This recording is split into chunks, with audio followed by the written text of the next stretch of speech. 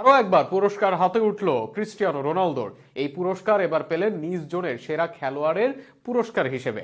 Globe সকার অ্যাওয়ার্ডে মধ্যপ্রাচ্যের সেরা খেলোয়াড় হলেন ক্রিস্টিয়ানো রোনালদো। আল নাসরের হয়ে তার পারফরমেন্স তাকে এনে দেয় এই পুরস্কার। রোনালদোর মধ্যপ্রাচ্যের সেরা হওয়া নিয়ে বিস্তারিত থাকছে প্রতিবেদনে। পরিসংখ্যান সত্য বলুক বা মিথ্যা বলুক, সেটা কথা বলে। সেটা এবার রোনালদোর পক্ষে কথা বলেছে। 2024 সালে রোনালদোর পরিসংখ্যান দিয়ে শুরু করা যায়। 51 ম্যাচে 50 গোল করেছেন, 43 গোলের সঙ্গে আছে 6 অ্যাসিস্ট।